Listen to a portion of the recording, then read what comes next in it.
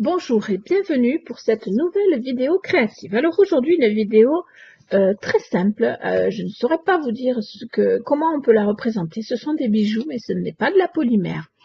J'ai vu un jour, il y a quelques temps, quelques mois je pense, une vidéo montrant justement qu'on pouvait faire plein de choses avec les crayons gras que l'on fait fondre au four. Et donc voilà, j'ai eu envie de tester.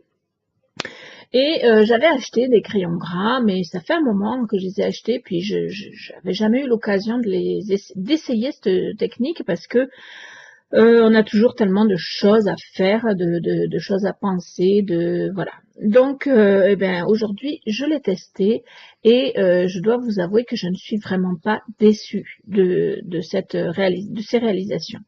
Alors pour ce faire, j'ai pris les supports, les magnifiques supports qui viennent de chez Helicla in Wonderland, qui sont, comme vous le savez, des supports de qualité et avec des motifs vraiment géniaux. Enfin, moi, je les aime beaucoup personnellement et je pense que vous aussi.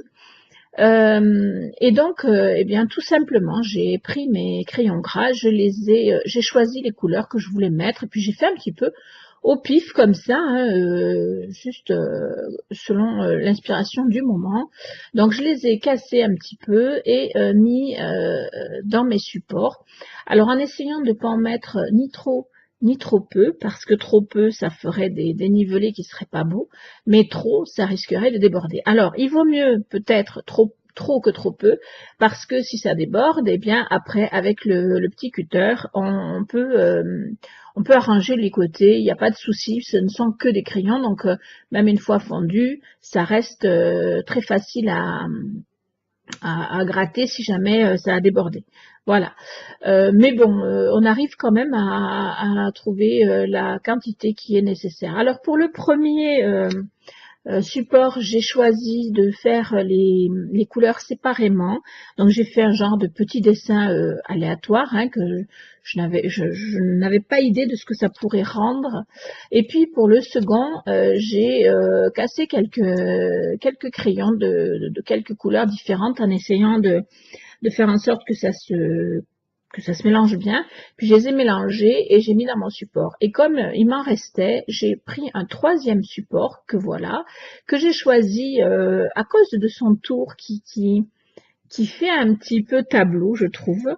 Et donc j'ai mis ce qu'il me restait, ou à peu près, il m'en restait encore un petit peu, mais que j'ai jeté après, que j'ai mis par côté, parce que voilà, c'était un essai, donc je voulais pas non plus partir sur trop de création d'un coup. Il s'avère que l'essai étant transformé, je vais sûrement en refaire. Mais voilà, donc j'ai mis tout ça dans mon petit plateau de four.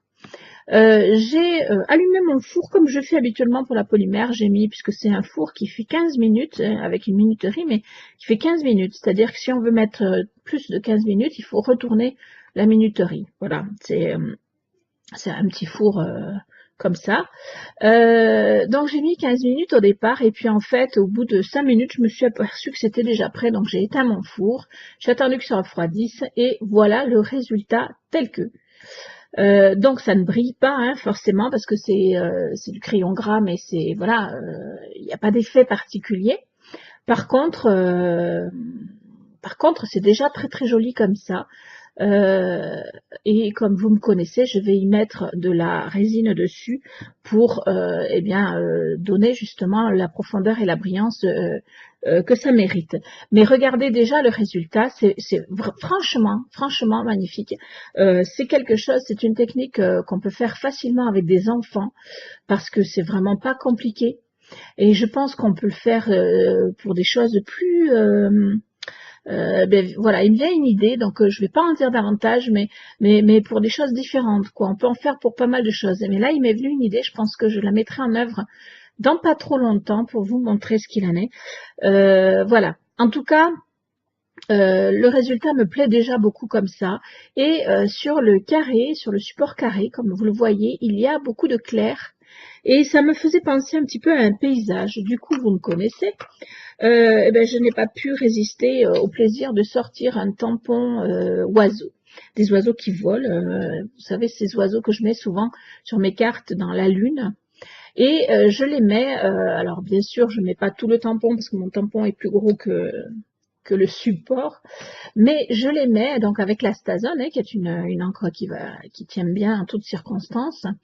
Je viens de tamponner mon cadre, parce que j'ai envie de dire que c'est un cadre.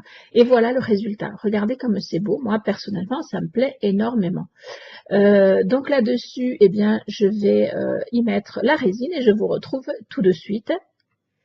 Voici donc le résultat terminé. Alors, je vous présente, je vais en faire d'autres que je vous montrerai pas en vidéo, mais qui seront sur ma boutique en ligne dès que je me remettrai à mettre mes affaires en ligne. Et je vais appeler cette collection la collection Picasso parce que je trouve que c'est vraiment très joli, ça fait très très peinture, voilà. Le style, je sais pas trop, mais parce que j'y connais rien en peinture, mais voilà, pour moi ça fait très tableau. Alors j'essaye de faire le point, voilà. Voilà, donc celle-là, ce pendentif-là, j'ai choisi ce pendentif exprès parce que je trouvais que justement ça faisait un peu tour de tableau, que c'était joli. Donc j'ai résiné et j'ai monté, alors avec une bélière hein, que j'avais dans mon stock, hein, et un cordon orange. Ce sont des cordons que Poupie Marie m'avait envoyé il y a quelques temps et je ne savais pas quoi en faire. Et bien là, j'ai trouvé l'occasion. Donc j'ai mis orange pour celui-ci qui a plus de tons orangés. Voilà. Ensuite, j'ai mis sur un cordon vert pour celui-ci où il y a beaucoup plus de tons verts. J'essaye de faire la mise au point. Voilà. Je trouve ça vraiment sublime. Enfin, je sais pas vous, vous allez me dire hein, ce que vous en pensez. Mais je trouve ça vraiment sublime personnellement. Donc j'ai monté sur cordon vert, je vais y arriver, je bafouille un peu ce soir. Toujours avec une bélière que j'avais dans mon, voilà, dans mon, dans mes affaires. Et celui-ci qui est de loin mon préféré pour une simple raison, c'est que j'ai pu donc, allez, que ça fasse le, je voudrais que ça fasse le point, voilà. Voilà, regardez-moi ça si c'est beau. Celui-ci parce que du fait des couleurs claires, j'ai pu y tamponner des oiseaux là, et que du coup je trouve que ça fait un peu paysage. Et donc celui-là c'est mon préféré pour ça, mais je les aime tous les trois. Et comme ici j'ai mis un genre de bleu violet, je l'ai monté sur un cordon violet, tout simplement. Voilà, donc j'ai trois pendentifs magnifiques. Enfin, je ne sais pas ce que vous en pensez vous, mais moi je les trouve juste magnifiques, sachant que c'est vraiment quelque chose de très vite fait, comme vous avez pu le constater. Donc vraiment sublime, et sublimé aussi par les supports qui sont sublimes aussi, qui viennent donc de chez Elika in Wonderland. Comme vous le savez, je suis en partenariat avec elle. Elle m'a envoyé énormément de choses que je vous avais montrées, donc il est normal que je lui rende un petit peu la monnaie entre guillemets en faisant vraiment la pub de ces supports qui sont juste magnifiques. Voilà, je les adore, franchement je les adore. Donc voilà, je compte sur vous pour me dire ce que vous pensez de ces réalisations qui sont donc très simples, hein. En gros, la boîte de crayons gras m'a coûté, je crois, dans les 4 €. Donc, vous voyez, c'est vraiment pas cher parce qu'avec ça, on peut faire une quantité de création. Moi, je compte faire des bagues, des boucles d'oreilles, voilà, un bracelet. Enfin, voilà, je vais essayer de faire pas mal de choses. Et donc, j'appellerai cette collection la collection Picasso parce que vraiment, je trouve que c'est de l'art. Voilà. Je vous remercie de m'avoir suivi. J'espère que ce petit tuto vous aura plu. Un tuto très simple et donc à la portée de tous, même des enfants. Si ce n'est que pour le passage au four, il vaut mieux compter sur les parents, bien évidemment. Mais voilà. Dites-moi en commentaire ce que vous en avez pensé. Je compte sur vous aussi pour les likes et les partages. Et puis, eh bien, pour ceux qui passent sur ma chaîne et qui ne seraient pas encore abonnés, n'hésitez pas à vous abonner. Et n'oubliez pas la petite cloche pour connaître les sorties de mes prochaines vidéos. Je vous fais des bisous et je vous dis à très vite.